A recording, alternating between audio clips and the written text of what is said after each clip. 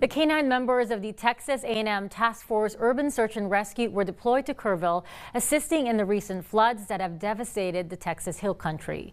I spoke with Dr. Deborah Zoran, part of Texas A&M's Veterinary Emergency Team, who shares more about these unsung and brave heroes. The incredible work of working K-9s is really brought into full focus here, because in a horrible flooding event like this, where there are so many people that are washed away, and they're washed away into all of the debris that goes with a flooding event. And unfortunately, a lot of times that debris just covers all of the people up in a way that nobody can find them with their eyes. And so the incredible thing that dogs can do is they can detect with their noses very, very, very small amounts of what we call odor, but it's basically the scent of missing people. But along that riverbed, for all of the dangers that go with what that flood brought, right? There's all of the debris, there's all of the walls and canyons that go with this area. So very difficult searching conditions. We're starting to heat up, and so there's heat to go along with this. The dogs will oftentimes start and work for anywhere between 10 and 15 miles in a search day.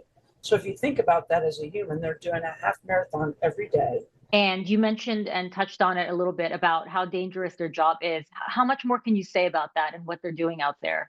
So there is a lot of muscle work. There is a lot of very difficult, it's not flat ground work, so difficult muscle work. And on top of all of that, we are in Texas. We have snakes, we have porcupines, we have all of the bitey, stingy things that are out here in the hill country in Texas. And for the dogs that are search and rescue dogs, what makes them so special and good at their jobs? Dogs that are search and rescue dogs we call it nerve strength. They're fearless. They want to find the scent that they've been taught to find because they get a reward for that, and the reward is a toy. So they have enormous toy drive. They have enormous fearlessness. They're very athletic, so they have to be able to go all day, right? And then last but not least, the drive. There's no off switch. Any idea how much longer you all will be out there?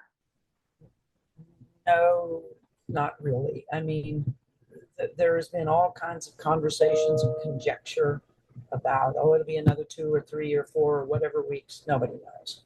It truly just is. The work has to be done along the river. The whole area has to be searched. And when they find debris piles and there is an alert, then it takes time to delayer it. And it's just an incredibly time-consuming process. They are our unsung heroes, so we thank them. Truly.